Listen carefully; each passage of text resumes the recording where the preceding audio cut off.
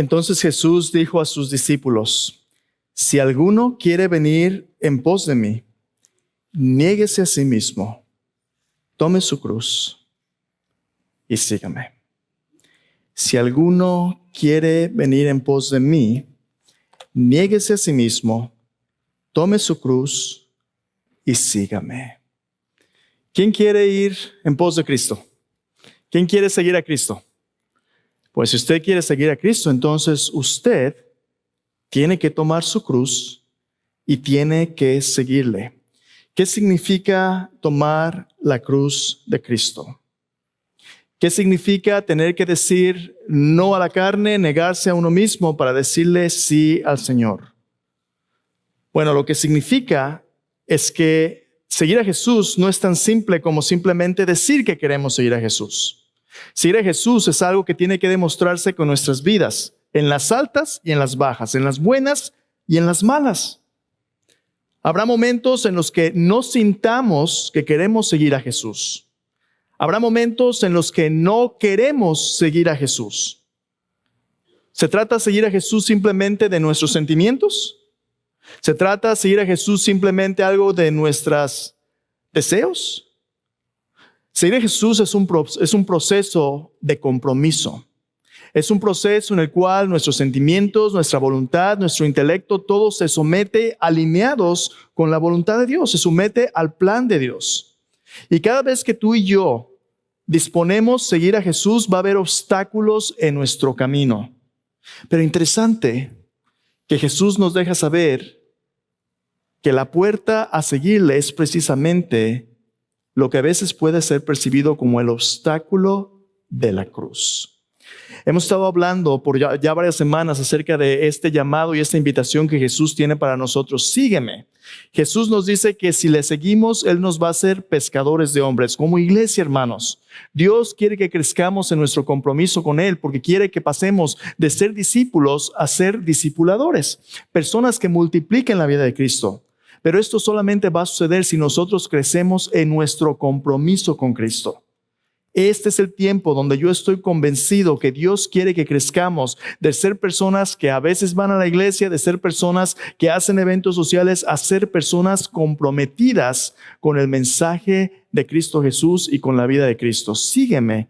Tiene que ver con ese compromiso de cómo pasamos de ser discípulos a ser discipuladores.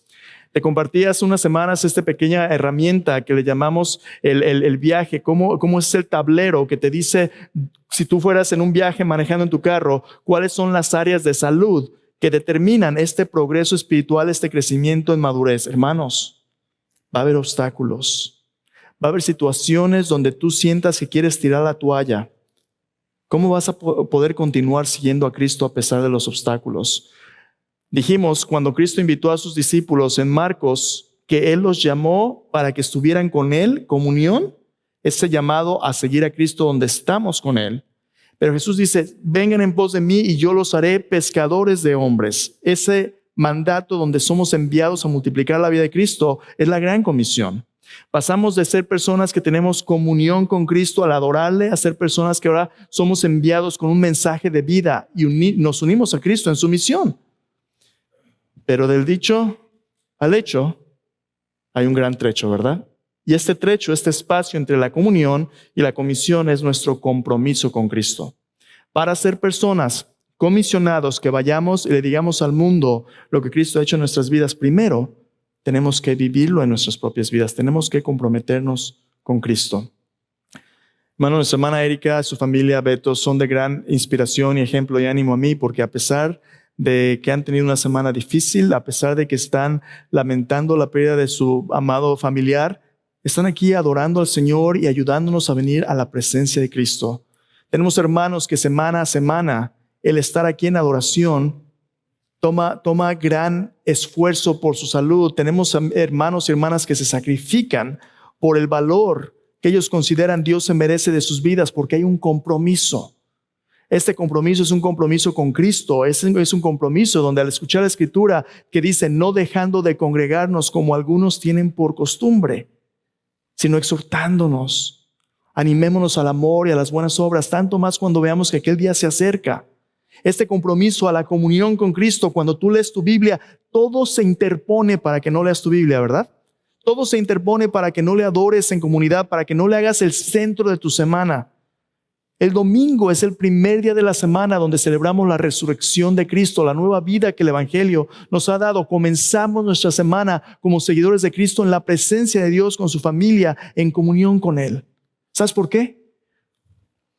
Porque los obstáculos van a venir en la semana que van a cuestionar tu lealtad y tu compromiso con Cristo.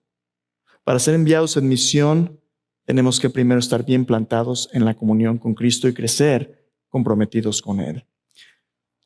Dijimos que este proceso comienza con un pacto simbolizado con el bautismo. Hay un momento en que nos convertimos, crecemos día con día al permanecer en su palabra, al aprender su palabra. Y entonces, cuando empezamos a crecer en nuestro compromiso, esa palabra nos dice: esto es lo que Dios quiere para ti, esto es lo que Dios no quiere para ti. El llamado de Jesús, como Él nos dijo hace un momento para sus discípulos, primero dice: si alguno quiere seguirme, niéguese a sí mismo.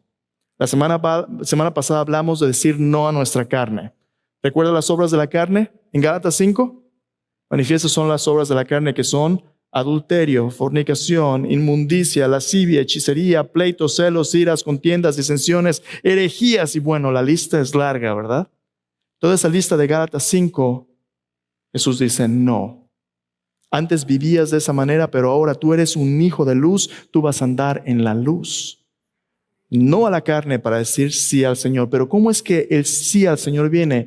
Viene a través del siguiente paso. Y el siguiente medidor, el medidor número 4, tiene que ver no solamente con negarnos a nosotros mismos, sino con tomar nuestra cruz diariamente. Mire, en un pasaje paralelo, en Lucas capítulo 9, versículo 23, si usted lo tiene, venga, porque Jesús nos dice algo más acerca de este llamado a seguirle a Él. Lucas 9, 23, el pasaje paralelo en el Evangelio de Lucas de este mismo pasaje nos dice un detalle más que es importante a considerar al seguir a Jesús. Lucas capítulo 9, versículo 23, Jesús le dice a sus discípulos lo siguiente, dice: y decía a todos. ¿A quién le decía? A todos. Aquí no hay excepciones. A todos. Y esto, por cierto, se refleja en nuestra misión como iglesia, ¿verdad? Existimos para glorificar a Dios multiplicando discípulos que inviten a todos los pueblos. La invitación de Cristo es para todos, sin acepción de personas. Hablen inglés, hablen español, estén güeritos, estén morenitos, como estén, a todos es esta invitación. Pero una invitación no a cualquier cosa, sino a una invitación bien específica. Dice: decía a todos, si alguno quiere venir en pos de mí, niéguese a sí mismo, tome su cruz, ¿qué? Cada día y sígame. ¿Cada cuánto debe usted tomar su cruz? Cada día. Déjeme preguntarle. Yo no sé cómo es su rutina, pero cada día la Biblia nos dice que las misericordias de Dios son nuevas cada mañana. Cuando usted y yo despertamos y Dios nos da el respirar y latir del corazón y conciencia, abrimos los ojos, estamos vivos. Ese es un acto de la misericordia de Dios. Y tenemos una rutina, ¿no? En la mañana algunos nos estiramos, empezamos a levantarnos poco a poquito. Los que somos modelos más viejitos tienen que calentar el carro, ¿verdad? No se para de repente. Entonces empieza a estirarse, pero tiene usted una rutina. Se lava los dientes, se baña, se peina, hace lo que tenga que hacer. Tiene usted una rutina. Déjeme preguntarle, ¿tomó usted su cruz esta mañana? ¿Tomó usted su cruz esta mañana cuando usted despertó? Bueno, es que a lo mejor usted lo hace después del almuerzo, ¿verdad? Después del almuerzo es cuando usted toma su cruz y se identifica con Cristo. O a lo mejor es en la tarde. O a lo mejor usted lo hace el domingo cuando viene a adorar en la iglesia o viene a la iglesia. La iglesia no es un lugar al que usted va. La iglesia es una familia a la que usted pertenece. La iglesia no son edificios. La iglesia son las personas que creen en Cristo. No es una religión. La iglesia es la congregación, la familia de los que han sido llamados fuera del mundo para pertenecer a Dios con el mensaje del Evangelio. ¿Será que solamente tiene que usted tomar su cruz el domingo en la mañana? Jesús dice: tome su cruz cada día. La invitación a un compromiso con Cristo tiene que ver con la manera en que usted y yo vivimos nuestro diario vivir. Usted y yo, el Señor Jesús nos ha enseñado a orar: danos el pan nuestro de cada día. A usted le gusta comer diario, ¿verdad? A mí también. varias veces al día por lo general. Así como nos alimentamos de Dios, de su palabra, usted y yo vamos a tener que decidir para quién vivimos todos los días, una decisión a la vez. Y esas decisiones tienen que ser analizadas a la luz de lo que la cruz representa. Si usted va a ser cristiano, usted no significa que sea cristiano por cambiarse de religión o hacerse de cierta religión. No se trata de religión. Se trata de la manera en que usted vive su diario vivir. Y Jesús dice, si alguno quiere seguirme, va a tener que negarse a sí mismo, va a tener que tomar su cruz y va a tener que seguirme.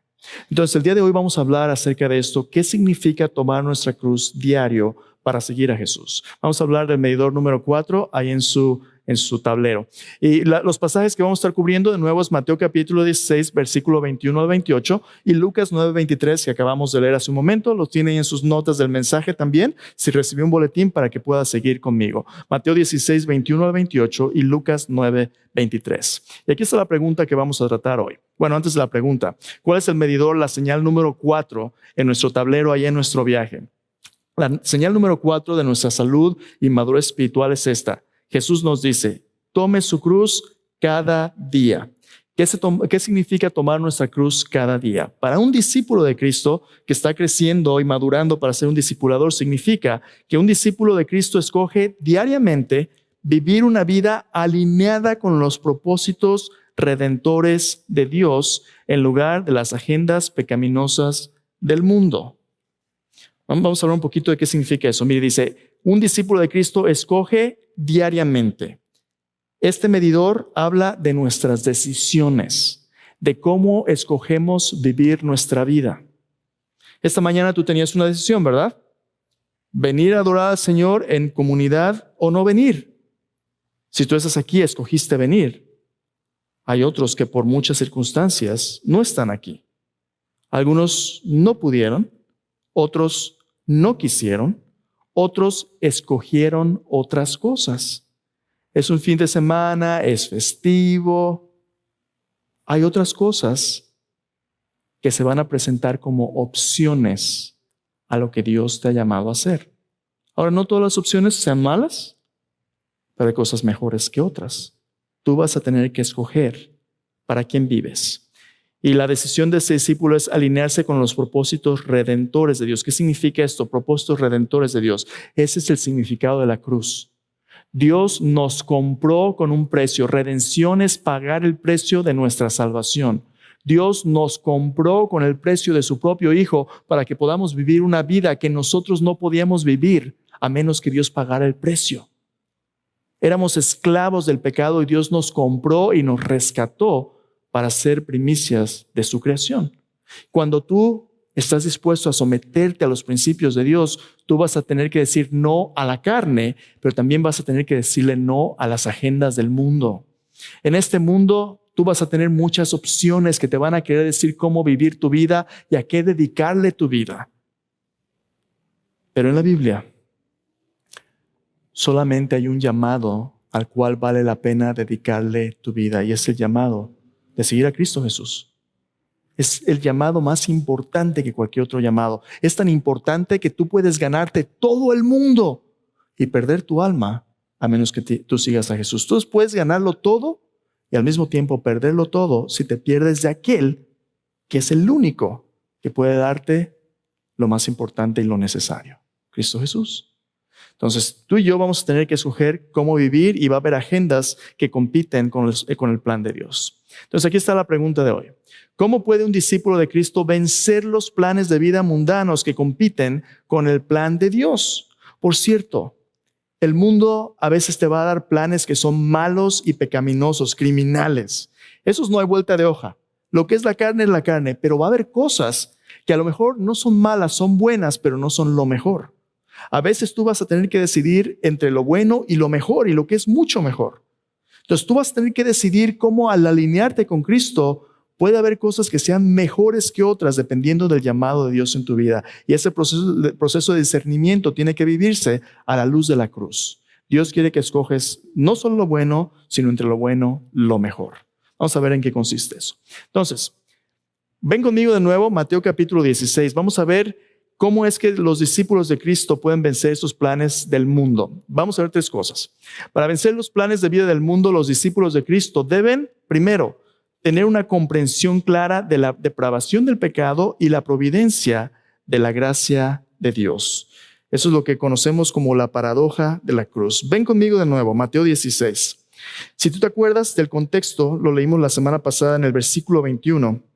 Ahí en Mateo 16, 21, Jesús empieza a hablar con sus discípulos después de la confesión de Pedro de la absoluta necesidad de que Jesús fuera a Jerusalén. ¿Para hacer qué? ¿Qué iba a hacer Jesús? ¿Te acuerdas? ¿Qué iba a suceder en Jerusalén? Míralo, ahí lo tienes en el versículo 21. ¿Qué es lo que Jesús les dijo? Chirp, chirp. Discípulos que le era necesario ir a Jerusalén y padecer mucho de los ancianos, de los principales sacerdotes, de los escribas, y ser ¿qué? Ser muerto y resucitar al tercer día. Esta es la primera vez en los evangelios que Jesús empieza a declararles el plan de Dios de salvación abiertamente después de la confesión de Pedro. Una vez que tú ya eres un seguidor de Cristo, ya te has convertido a Cristo, ahora Jesús te va a formar en uno de sus discípulos comprometidos. Y comprometerte con Cristo significa que tú tienes que comprometerse con su plan de salvar a la humanidad, incluyéndote a ti. Esto no es opcional. En el centro del plan de salvación de Dios está el mensaje de la cruz. ¿Cómo es que Jesús iba a ser muerto? Iba a ser muerto a través de esa cruz romana. Ahora, ¿qué significa la cruz? Tú y yo, viviendo en el siglo XXI, tenemos 2000 años de historia del significado de la cruz transformado por el movimiento que Jesús inició de la fe cristiana. Pero la cruz en el primer siglo no era lo que nosotros percibimos hoy. En el primer siglo, la cruz era el símbolo más cruel y más vergonzoso de ejecución que la humanidad ha inventado. La cruz no solamente era un instrumento de tortura física, era un instrumento de tortura emocional y espiritual también. Porque en el Antiguo Testamento la Biblia dice que maldito de Dios es todo aquel que es colgado de un madero. La maldición de la condición de nuestro pecado se desplegaba completamente en la cruz. La cruz era una muerte físicamente lenta y dolorosa.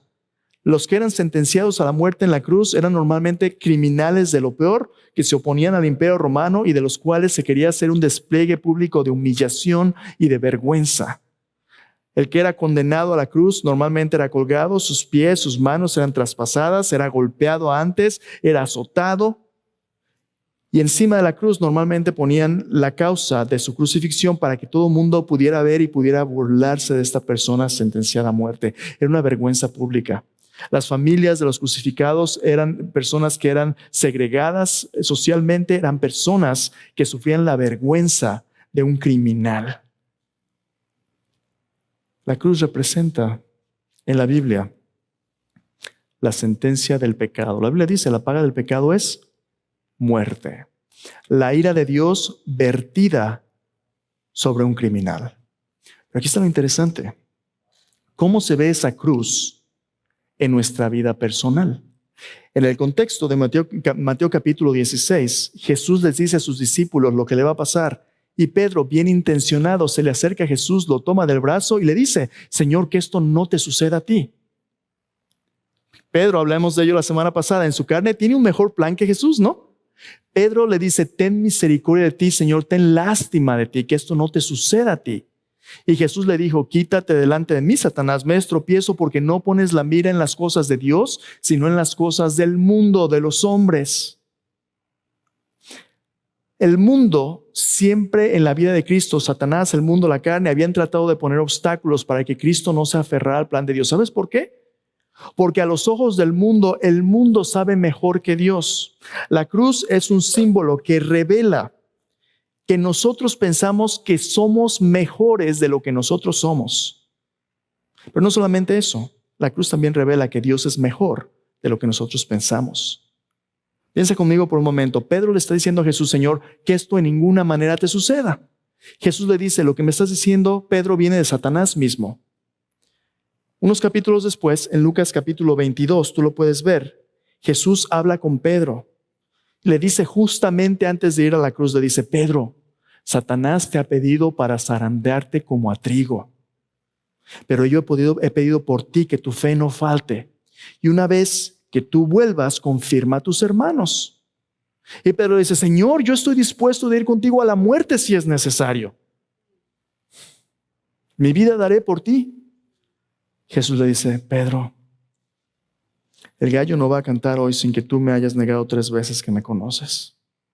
Pedro, Jesús sabe lo que es mejor. La cruz no es opcional. La cruz es lo que demuestra que nosotros como seres humanos, aunque tengamos la mejor intención, somos pecadores y lo mejor que podemos hacer no es suficiente para cumplir la justicia de Dios. En pocas palabras, Pablo nos dice que si nosotros pudiéramos salvarnos por nuestras buenas obras, religión o intención, entonces ¿para qué murió Cristo? Pero no podíamos salvarnos porque el pecado nos corrompe. Los teólogos le llaman a eso depravación. La humanidad está completamente depravada en el pecado y aunque tengamos buenas intenciones, no podemos salvarnos a nosotros mismos. Necesitamos un Salvador. La cruz revela que Dios proveyó ese Salvador para revelar lo peor de nuestra humanidad. Jesús le dijo: Pedro, tú me vas a negar. ¿Y sabes qué Pedro dijo? Señor, yo no te voy a negar, aunque muera y hace su berrinche. Jesús es entregado. Lo llevan al patio del sumo sacerdote y ahí en una fogata, Pedro lo sigue de lejos y en las sombras. Y allí en la fogata está calentándose porque hace frío y una de las siervas le dice: oye, yo te vi con el nazareno allá en el jardín. Y Pedro niega y dice: no, yo no soy. Después otra persona le pregunta: yo no soy, y empieza a maldecir. Alguien más le pregunta y jurando y maldiciendo dice: yo no conozco a tal hombre. Y en ese momento Jesús voltea, lo mira a los ojos, canta el gallo. Y la mirada de Jesús penetra en lo más profundo del corazón de Pedro y Jesús ni siquiera tiene que decir: te dije. Pedro sabe que sus mejores intenciones no fueron suficientes. Sí, Pedro es el que en el jardín trató de sacar su espada y le trató de cortar la cabeza al siervo. Jesús lo sanó. Jesús le dice: ¿no crees tú que le puedo decir a mi Padre que me mande unas legiones de ángeles y me salve? Pero ¿cómo entonces se han de cumplir las Escrituras que es necesario que el Cristo padezca? ¿Ves? La cruz es un símbolo de nuestros pecados, nuestras faltas. Por nuestra causa, Cristo fue crucificado por nuestra culpa. Y Pedro, en agonía y en amargura, por primera vez se da cuenta de que la causa de que Jesús vaya a la cruz es su propia vida. Años después, el apóstol Pedro escribe 1 de Pedro. Y en 1 de Pedro él nos dice lo que él entendió ese día que Jesús lo vio cara a cara después de haber sido traicionado por Pedro. 1 de Pedro, capítulo 2, versículo 21. Escucha lo que Pedro nos dice acerca de lo que significa la cruz para él. 1 de Pedro 2, versículo 21 dice: 1 de Pedro 2, 21, estoy en 2 de Pedro. Dice: pues para esto fuisteis llamados, porque también Cristo padeció por nosotros, dejándonos ejemplo para que sigáis sus pisadas, el cual no hizo pecado ni se halló engaño en su boca, quien cuando le maldecían no respondía con maldición, cuando padecía no amenazaba, sino encomendaba la causa al que juzga justamente, quien llevó él mismo nuestro pecado sobre su cuerpo, sobre el madero, para que nosotros, estando muertos a los pecados, vivamos a la justicia, por cuya herida fuisteis sanados. Porque vosotros erais como ovejas descarriadas, pero ahora habéis vuelto al pastor y obispo de vuestras almas. ¿Sabes qué fue lo que Pedro entendió ese día? Pedro entendió que la cruz, la necesidad de la cruz es necesaria porque somos pecadores y no podemos salvarnos. Merecemos la ira de Dios. La cruz representa el juicio de Dios sobre el pecado del mundo, pero un juicio que Dios no quiere vertir sobre aquellos que aman. Dios lo tomó sobre sí mismo. La cruz es al mismo tiempo el símbolo de juicio y muerte y el símbolo de gracia, misericordia y el despliegue del amor de Dios. Porque ese juicio que tú y yo merecíamos estar crucificados y muertos, pero Jesús dijo: yo tomo tu lugar, ponlo en mí. Jesús se entregó a sí mismo y la humanidad lo disecó, lo lastimó, lo golpeó, le escupió, le maldijo. Y la cruz es el instrumento que Dios utiliza para transformar la maldición de la humanidad en la bendición que solo Dios puede dar. Al mismo tiempo, la cruz es un instrumento de muerte y de vida. Muerte al pecado para vivir para Dios. Cristo con su cruz pagó el precio para rescatarnos. Después de su muerte en la cruz, Él fue sepultado y al tercer día resucitó de entre los muertos. ¿Qué significa eso? La muerte se queda atapada y atorada en la cruz para que Él pueda darnos la vida de su resurrección. Es al mismo tiempo la cruz un símbolo de vida y muerte. Tú y yo, para poder escoger la voluntad de Dios, tenemos que darnos cuenta primero de cuán grande nuestro pecado es. Si no entendemos la enorme culpabilidad de nuestro pecado, no vamos a apreciar la gracia de Dios. Los que siguen a Cristo, que obedecen a Cristo, que se comprometen con Cristo, son los que entienden lo que Cristo les ha perdonado y el precio de la salvación. Tú y yo tenemos que entender bien nuestro pecado y la gracia de Dios. No solamente eso, tú y yo debemos también discriminar en contra de las agendas contrarias al Evangelio de Cristo. Nota de nuevo lo que Jesús dijo allí en Lucas 9:23. Ven conmigo de nuevo a Lucas 9:23. Eso es lo que Jesús te dice y le dice a cada uno de los que quieren seguirle a Él. Lucas 9:23 dice, decía a todos, si alguno quiere venir en pos de mí, niéguese a sí mismo, tome su cruz cada día y sígame. Nota que la invitación es universal. Dice, si alguno, ¿quién dice yo? Levanta tu mano. Ok. Todos son bienvenidos, pero bienvenidos ¿a qué? A seguir a Cristo, no a hacer lo que nos dé la gana, a seguir en su dirección. Si alguno quiere, nota que es una invitación a tu voluntad. Lo sientas o no. A veces las personas me dicen, pastor, es que a mí no me nace, yo no lo siento. Jesús no te está llamando a sentirlo. Jesús te está llamando a quererlo, a rendir tu voluntad, a tomar una decisión por Él. Dios informa tu mente, tu intelecto para que tú puedas tomar una decisión basada en la verdad de Dios, no en tus sentimientos. Tus sentimientos son sube y baja. La palabra de Dios es fiel. Tu decisión tiene que ser basada en la palabra de Dios, no en cómo te sientes. Si alguno quiere venir en pos de mí, tome su cruz cada día. Y aquí está la decisión más importante. ¿Cómo es que escogemos vivir cada día? Déjame darte un ejemplo. Aquí en la plataforma tengo una, ¿qué es esto? Una carretilla, ¿verdad? Tú los has visto desde antes. Necesito un par de voluntarios, un par de caballeros fuertes que me vengan a echar una mano y me ayuden con esta ilustración. ¿Quién dice yo? ¿Quién dice yo? Aquí está uno, Beto, que es todo. Y por acá tenemos Julio. Pásale, Julio. Pásenle, caballeros, porque les voy a pedir que tomen su cruz. Y vamos a ver cómo funciona esto de la vida cristiana. Cuando el Señor Jesús fue a la cruz, nos dio un patrón de obediencia. La cruz significa decir no a nuestra carne para decir sí al plan y la voluntad de Dios. Aunque iba a ser tan difícil para Jesús decir sí al Padre en Getsemaní, ¿no oró Jesús? Padre, si es posible, pase de mí esta copa, mas no lo que yo quiero, sino lo que tú. La cruz representa nuestro rendir nuestra voluntad a la palabra de Dios, rechazando lo que el mundo nos ofrece. Pero a veces tú y yo, en nuestras decisiones diarias, se nos olvida lo que Dios dice. Pero si tú eres un seguidor de Cristo, nunca se te puede olvidar lo que Cristo hizo por ti.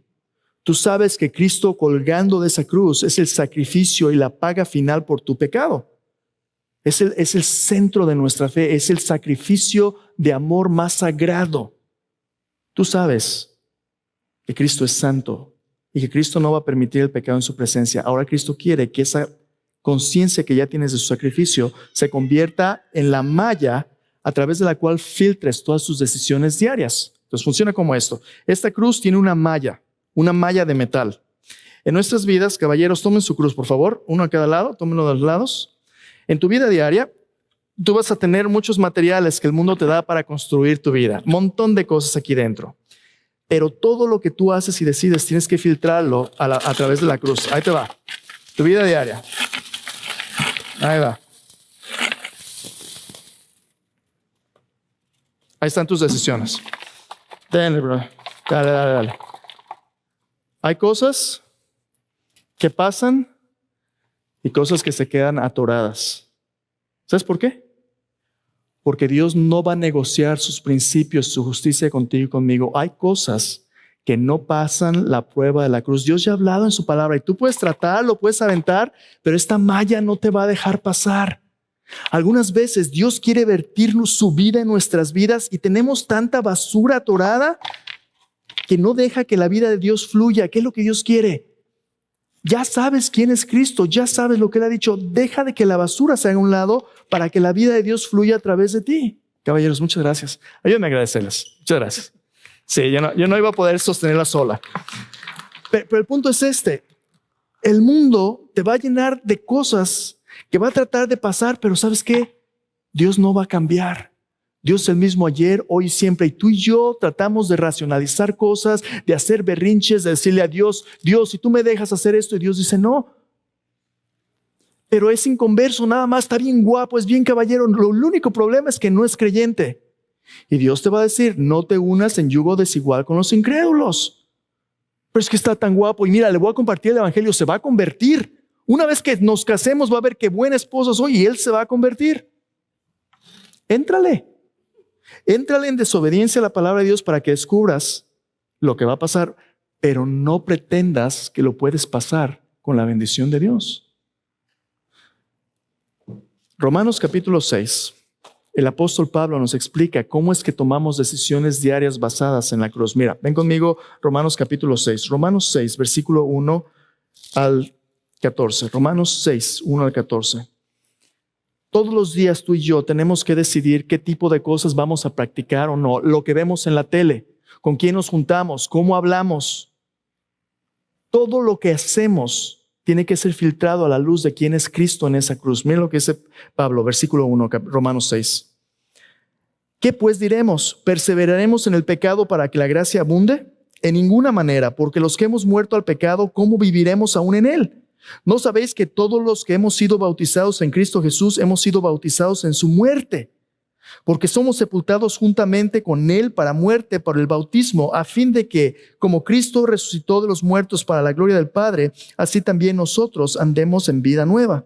Porque si fuimos plantados juntamente con Él en la semejanza de su muerte, así también lo seremos en la de su resurrección.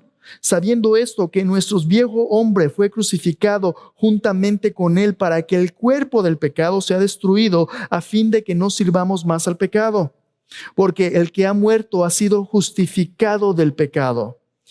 Y si morimos con Cristo, creemos que también viviremos con Él, sabiendo que Cristo, habiendo resucitado de los muertos, ya no muere, la muerte no se enseñorea más de Él. Porque en cuanto murió al pecado, murió una vez por todas, mas en cuanto vive, para Dios vive. Así también vosotros, considerados muertos al pecado, pero vivos para Dios en Cristo Jesús, Señor nuestro. Ahora escucha, versículo 12.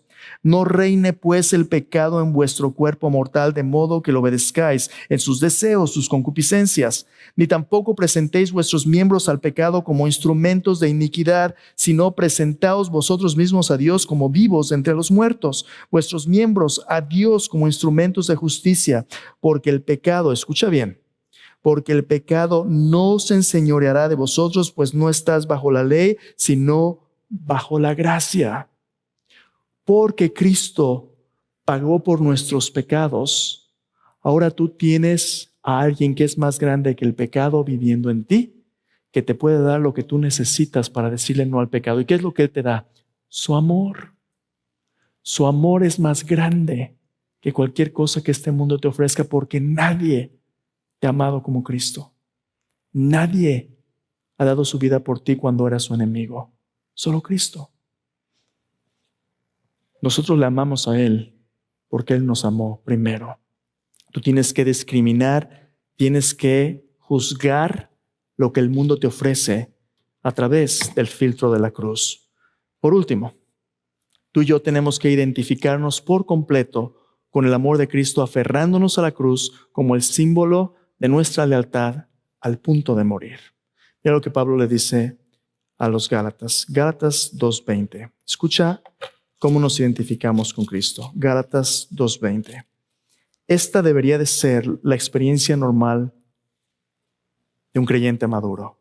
Pablo dice, Con Cristo estoy juntamente crucificado. Ya no vivo yo, mas vive Cristo en mí.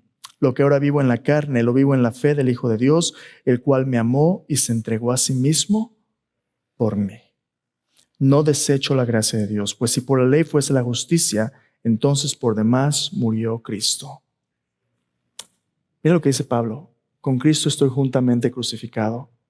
Ya no vivo yo, mas Cristo vive en mí. Lo que ahora vivo en la carne, lo vivo en la fe del Hijo de Dios, el cual me amó, se entregó a sí mismo por mí. Cuando tú has puesto tu fe en Jesús y cuando tú te has dado cuenta de que Él es tu Salvador, quien murió por ti en la cruz, ahora lo que Jesús te pide es que te des cuenta que porque Él es tu Salvador, Él es también tu Señor. Yo tenía 14 años cuando confié en Jesús como mi Salvador. Unos meses después fue a un campamento. La persona que estaba predicando en el campamento, en una fogata también, así como Pedro, me di cuenta de mi necesidad. Señor, no me cabe duda que soy un pecador. Gracias por salvarme. Pero estaba leyendo Romanos capítulo 14, versículo 8 y 9. Pablo dice, porque para esto Cristo murió y resucitó, para ser Señor de los que han muerto y de los que están vivos. Dice, así que vivamos o que muramos, lo más importante es que somos del Señor. Yo en ese día me di cuenta que Cristo no nada más quería salvarme para que yo no fuera al infierno, eso era cierto. Pero Cristo me había salvado no solamente para librarme del infierno, pero para librarme del pecado aquí. Él quería ser mi Señor, quien me dijera cómo vivir, cómo servir, cómo seguirle en las decisiones más pequeñas de mi vida. Cristo quiere ser el Señor de nuestras vidas y decirnos cómo casarnos, qué comer, cómo hablar, cómo vestir. Ahora no vamos a ser legalistas, pero vamos a ser dirigidos por la palabra de Dios. La pregunta más importante es esta: ¿qué es lo que Dios dice en su palabra acerca de cómo vivir? Esa es la palabra de la cruz. Cuando tú y yo venimos a Él, decimos, Señor, ¿qué es lo que tú quieres de mi vida? ¿Sabes qué te va a decir Jesús? La cruz. La cruz tiene que convertirse no en un accesorio de joyería, sino en el mensaje que nos permite ver un amor tan grande que no tenemos miedo a decirle no al mundo. ¿Qué vas a hacer tú cuando Jesús te pida aquello que tú quieres más? Puede ser tu familia, puede ser tu hijo, puede ser tus preferencias. Cuando Jesús te pida lo que tú amas más y te pida que lo entregues. Yo fui uno de los primeros en mi familia de ir a la universidad. Mis papás se esforzaron porque fuera a la escuela, mi hermana también. Y cuando yo les compartí que quería ser pastor, qué desilusión. Qué desilusión porque vas a morirte de hambre. Qué desilusión porque fuiste a la escuela para que tuvieras una carrera y tus padres estén orgullosos. Qué desilusión. Si tu hijo te dijera, papá, yo quiero ser misionero, ¿qué dirías? Ah, qué bueno, mijo. O dirías, pues ¿para qué vas a la escuela? Así mejor vete. Porque no me avergüenzo del evangelio, porque es poder de Dios para salvación a todo aquel que crea, al judío primeramente, después al griego. Si la cruz es algo que te da vergüenza, entonces Cristo te da vergüenza. Si la cruz vale lo suficiente para ti, el sacrificio de Jesús por ti, no te va a dar vergüenza decirle no al pecado o al mundo. Entonces déjame terminar con esto. Ahí en tu tablero, la semana pasada te dije, piensa en 2 antojos que la carne siempre te pone para distraerte de Dios. Ahora, tú vas a tener que decidir si el amor de Cristo es suficiente para decirle no a esas cosas. El mundo te va a poner un montón de atractivos. Cristo te va a dar una razón por la cual confiar en Él. Y esa razón es su amor en la cruz.